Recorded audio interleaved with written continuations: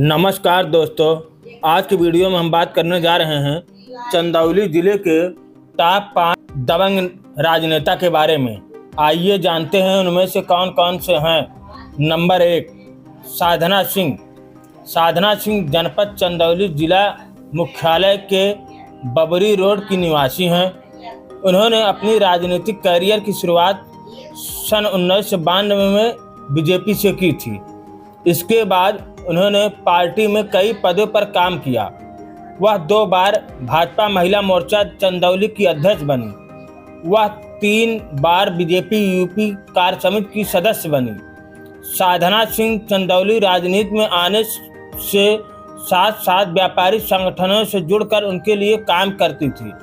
वह जिला उद्योग व्यापार मंडल चंदौली उत्तर प्रदेश की अध्यक्ष भी रही। साल 2017 में भाजपा ने विधानसभा चुनाव में उन्हें मुगलसराय विधानसभा सीट से उम्मीदवार बनाया। इस चुनाव में उन्होंने अपने करीबी प्रतिद्वंदी समाजवादी पार्टी के बाबूलाल यादव को 13,243 वोट से हराया। अपने कार्यकाल के दौरान विधायक साधना सिंह हमेशा सुर्खियों में रही। सार्वजनिक रूप से कुछ विवादित बयान देने के कारण उनकी काफ़ी किरकिरी भी हुई। अक्सर मीडिया में सुर्खियां बटोरने वाली साधना सिंह का टिकट काटकर साल 2022 में भाजपा ने रमेश जायसवाल को उम्मीदवार बना दिया।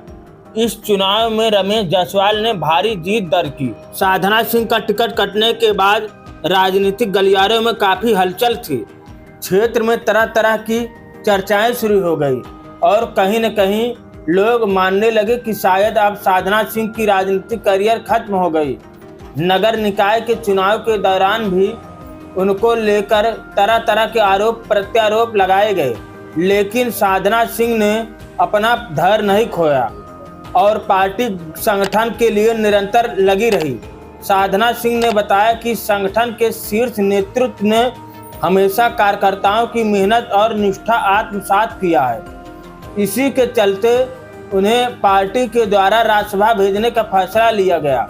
वह वर्तमान में राज्यसभा की सदस्य हैं। उनके ऊपर तकरीबन 7 मामले दर्ज हैं, जिन पर दंगा भड़काना और सरकारी काम में बाधा डालने का आरोप लगा है। नंबर 2, सुशील सिंह। सुशील सिंह डॉन ब्रजेश सिंह के भतीजे हैं। सुशील सिंह के पिता उदयनाथ सिंह पूर्व में अमलसी रहे हैं। सुशील सिंह सबसे पहले सन 2002 में चंदौली की ही धानापुर विधानसभा सीट से बीएसपी के टिकट पर चुनाव लड़े थे। तब सपा के प्रभु नारायण सिंह ने उन्हें 26 वोटों से हरा दिया था। साल 2007 में सुशील सिंह फिर बीएसपी के टिकट पर चुनाव लड़े और इस बार उन्होंने जीत दर्ज कर ली। साल 2012 के चुनाव में परिसीमन के तहत धानापुर सीट का नाम बदलकर सकलडीहा कर दिया गया। इस बार सुशील निर्दलीय मैदान में उतरे और सपा के प्रभु नारायण सिंह को दोबारा शिकस्त देकर लगातार दूसरी बार विधायक बन गए।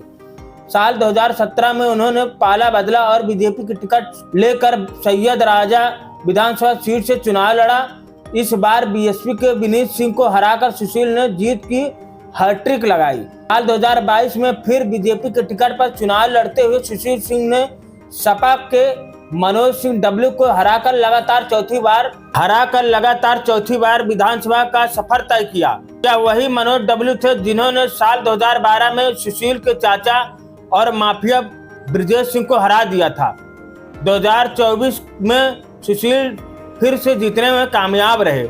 नंबर 3, प्रभु नारायण सिंह यादव। प्रभु नारायण सिंह यादव समाजवादी पार्टी के एक कद्दावर नेता के रूप में जाने जाते हैं।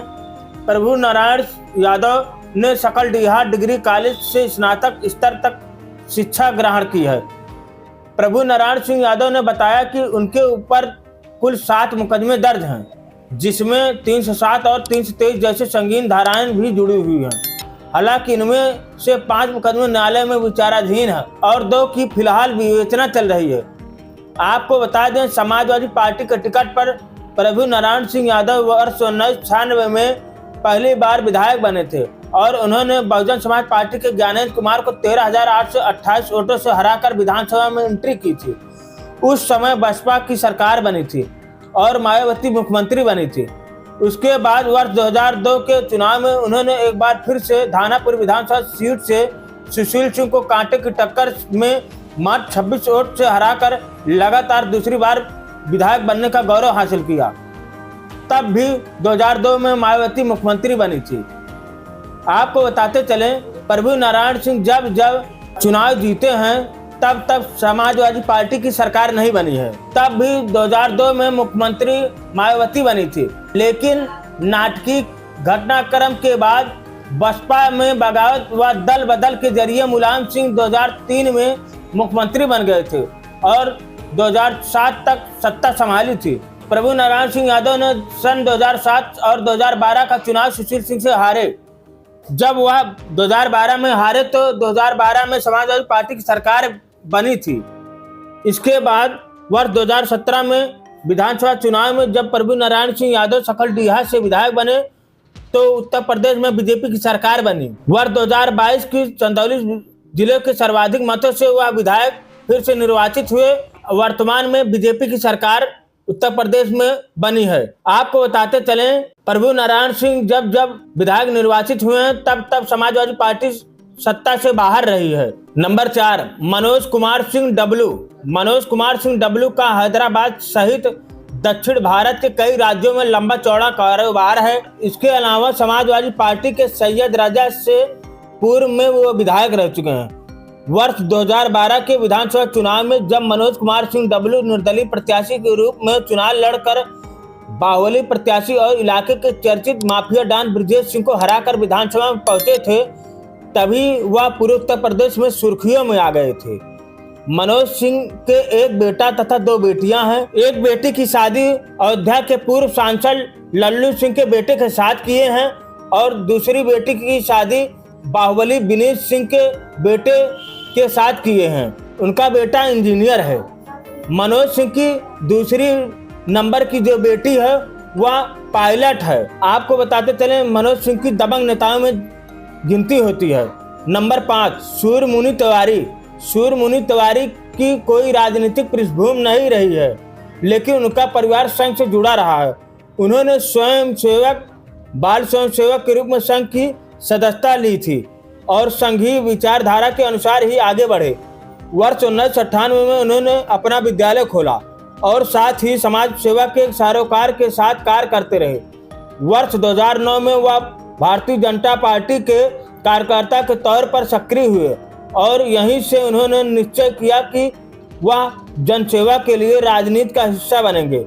इसी विचारधारा पर अपने कदम बढ़ाते हुए उन्होंने वर्ष 2015 में चकिया विधानसभा क्षेत्र से जिला पंचायत सदस्य के चुनाव में भागीदारी ली और बेहतर जन समर्थन से जीत हासिल की थी। 2017 में सकलडीहा विधानसभा चुनाव में उतरकर सूर्यमुनि तिवारी ने क्षेत्र में भाजपा को मजबूती दी। भले ही कुछ वोटों से वह विजय रथ से चूक गए, लेकिन उन्होंने क्षेत्र में पार्टी के वोट प्रतिशत को काफी अधिक बढ़ा दिया। विगत विधानसभा चुनाव में जहां पार्टी को मात्र 54 वोटों से संतोष करना पड़ा था, वहीं 2017 के चुनाव में बीजेपी को सकलडीहा से लगभग 67,000 वोट प्राप्त हुए। क्षेत्र नया होने के चलते सूर्यमुनि तिवारी व्यापक स्तर पर जनता से जुड़ नहीं पाए थे, जिसके चलते उन्हें रनर अप रहना पड़ा। सूर्यमुनि तिवारी ने अपने राजनीतिक जीवन की औपचारिक शुरुआत जिला पंचायत सदस्य के रूप में की थी, जिसमें उन्होंने विजय हासिल की थी। इसके बाद राजनीति में एक कदम और आगे बढ़ते हुए वह विधानसभा चुनाव में उतरे, जिसमें वह जीत से एक कदम पीछे रह गए, लेकिन उन्होंने हार नहीं मानते हुए जनसेवा क्रम को आगे बढ़ाने के लिए तमाम प्रयास किए। सूर्यमुनि तिवारी तब चर्चा में आए जब उन्होंने बिजली निगम के विजिलेंस कर्मियों के साथ मारपीट, जबरन गाड़ी में बैठाने का कार्य किया। इस घटना के बाद वीडियो सोशल मीडिया पर वायरल होने के बाद सरकार और पुलिस हरकत में आई और उन पर मुकदमा दर्ज हुआ। आज के वीडियो में इतना ही। मिलते हैं नई जानकारी के साथ, तब तक के लिए जय हिंद। यदि हमारे चैनल पर पहली बार आए हैं, वीडियो को जरूर लाइक करें, चैनल को जरूर सब्सक्राइब करें। धन्यवाद।